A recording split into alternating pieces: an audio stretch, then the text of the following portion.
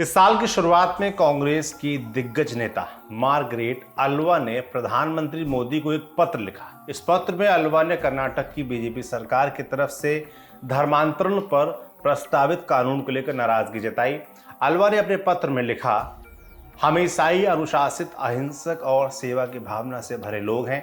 अगर हम सामूहिक धर्मांतरण कर रहे हैं तो फिर हमारी संख्या 3% से कम क्यों है। 200 साल तक ईसाई औपनिवेशिक ताकतों का राज और कथित तौर पर मिशनरियों का धर्मांतरण में शामिल होना, ये सब कुछ संख्या में तो दिखना चाहिए था, लेकिन हमारी संख्या तो घट रही है। हमारे खिलाफ एक झूठा प्रचार क्यों किया जा रहा है, हमारे खिलाफ हिंसा क्यों की जा रही है। मार्गरेट अल्वा कर्नाटक सरकार के इस प्रस्तावित बिल के खिलाफ विरोध प्रदर्शन में भी शामिल हुई। इन सब के चलते वो एक बार फिर से सुर्खियों में आ गई। मार्गरेट अल्वा भारतीय राजनीति में बड़ा नाम रही हैं। 5 बार की संसद सदस्य, पूर्व केंद्रीय मंत्री और गवर्नर रह चुकी मार्गरेट अल्वा को विपक्ष का उपराष्ट्रपति उम्मीदवार घोषित किया गया है। भारतीय राजनीति में अल्वा की छवि अपनी बात रखने वाली राजनेत्री की ही रही है। वे भले ही उन्हें अपने ही लोगों के खिलाफ क्यों ना आवाज उठानी पड़ी हो और इसका अंजाम भी भुगतना पड़ा हो। तो इस वीडियो में आपको इन्हीं मार्गरेट अल्वा की कहानी सुनाएंगे। मार्गरेट अल्वा का जन्म 14 अप्रैल 1942 को मंगलुरु में हुआ। उन्होंने बेंगलुरु से कानून की पढ़ाई की। अपना करियर भी एक वकील के तौर पर शुरू किया। 22 साल की उम्र में निरंजन अल्वा से शादी कर ली। उनके सास ससुर दिवंगत वॉयलेट अल्वा और जोचिम अल्वा राजनीति में सक्रिय थे। वे संसद के लिए चुने गए पहले कपल थे। यहीं से मार्गरेट अल्वा ने राजनीति का रुख किया। प्रधानमंत्री को लेकर पत्र में मार्गरेट अल्वा ने अपने सास ससुर के बारे में बताया, लिखा, मेरे सास ससुर दिवंगत जोचिन अल्वा और वॉयलेट अल्वा स्वतंत्रता सेनानी थे जो आज़ादी की लड़ाई में जेल गए और संसद पहुंचने वाले पहले कपल बने। मेरी सास संसद की पहली महिला पीठासीन अधिकारी बनी। मार्गरेट अल्वा के ससुर जोचिम अल्वा कनारा लोकसभा सीट से कांग्रेस के सांसद के तौर पर 3 बार संसद पहुंचे, 1952 से लेकर 1967 तक। सास वॉयलेट अल्वा राज्यसभा के लिए चुनी गई। मार्गरेट अल्वा ने राजनीति की शुरुआत कर्नाटक के पूर्व मुख्यमंत्री देवराज उर्स के मार्गदर्शन में की। देवराज उर्स को इंदिरा गांधी के करीबी कहा जाता था। महज 32 साल की उम्र में मार्गरेट अल्वा को संसद में एंट्री मिली। साल 1974 में उन्हें राज्यसभा के लिए चुना गया। 1998 तक वो लगातार 4 बार राज्यसभा के लिए चुनी गई। 1999 में लोकसभा चुनाव लड़ा और जीत हासिल की। मार्गरेट अल्वा इंदिरा गांधी, राजीव गांधी और पीवी नरसिम्हा राव के नेतृत्व वाली केंद्र सरकारों में मंत्री रहीं। संसदीय मामलों की राज्य मंत्री और केंद्रीय महिला एवं बाल विकास मंत्रालय जैसे पोर्टफोलियो उन्होंने संभाले। कांग्रेस के केंद्रीय नेतृत्व के साथ मार्गरेट अल्वा के संबंध इतने मजबूत थे कि एक समय कर्नाटक सीएम पद के लिए उनके नाम पर विचार किया जाने लगा था। हालांकि साल 2008 में पार्टी के केंद्रीय नेतृत्व के साथ उनकी खटपट हो गई। साल 2004 में अल्वा लोकसभा चुनाव हार गई थी। कांग्रेस महासचिव के तौर पर उनके पास महाराष्ट्र, पंजाब और हरियाणा जैसे राज्यों की जिम्मेदारी थी।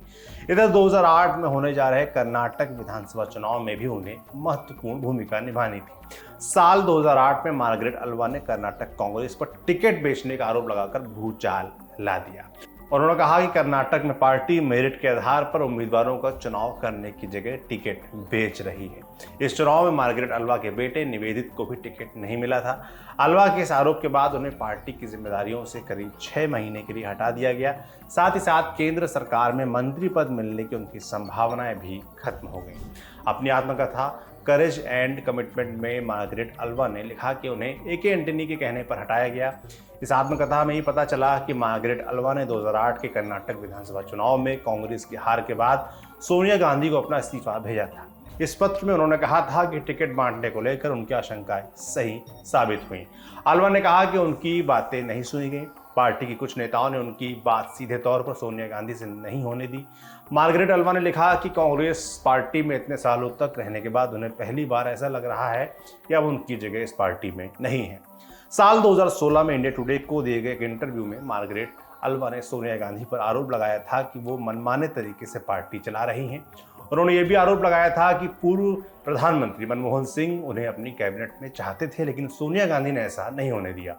इसी दौरान कहा गया कि मार्गरेट अल्वा ने सोनिया गांधी की आलोचना के लिए ही अपनी आत्मकथा लिखी है। हालांकि समय समय पर अल्वा साफ करती रही हैं कि ये आत्मकथा सोनिया गांधी के बारे में नहीं लिखी गई है। उन्होंने ये भी कहा कि सोनिया और उनके बेटे राहुल गांधी से उनके अच्छे रिश्ते हैं। साल 2009 में मार्गरेट अल्वा को उत्तराखंड का राज्यपाल नियुक्त किया गया था। बाद में उन्होंने गुजरात, गोवा और राजस्थान की राज्यपाल के तौर पर भी अपनी जिम्मेदारी निभाई। वहीं 3 दशक तक संसद में रहते हुए मार्गरेट अल्वा ने महिला अधिकारों पर कानून बनाने में महत्वपूर्ण भूमिका निभाई। मसलन निकायों में महिलाओं के लिए आरक्षण, बराबर मेहनताना, शादी से जुड़े कानून, दहेज प्रतिबंध संशोधन कानून। मार्गरेट अल्वा के बेटे निखिल अल्वा कांग्रेस के पूर्व अध्यक्ष राहुल गांधी के करीबी रहे हैं। राहुल जब कांग्रेस पार्टी के अध्यक्ष थे तब निखिल अल्वा उनके सलाहकारों की टीम में शामिल थे। साल 2019 के लोकसभा चुनाव में कांग्रेस पार्टी की हार के बाद निखिल अल्वा ने इस्तीफा दे दिया था। विपक्ष की तरफ से एनसीपी के अध्यक्ष शरद पवार ने उपराष्ट्रपति पद के उम्मीदवार के तौर पर मार्गरेट अल्वा के नाम की घोषणा की है। बताया गया कि 70 विपक्षी पार्टियों ने अल्वा के नाम का समर्थन किया है। इन पार्टियों में Congress, CPM, CPI, TRS, RJD, Sapa, Shivsena, Indian Union Muslim League, MDMK, DMK, VCK, National Conference, NCP, Kerala Congress M के नाम शामिल हैं इनमें। मीडिया रिपोर्ट्स के मुताबिक विपक्ष ने कहा है कि तृणमूल कांग्रेस, आम आदमी पार्टी, राष्ट्रीय लोकदल की तरफ से भी अल्वा के नाम के समर्थन की बात कही गई है। आपके लिए जानकारी जुटाई थी हमारे साथी मुरारी ने। देखते रहिए दी लल्लन टॉप। शुक्रिया।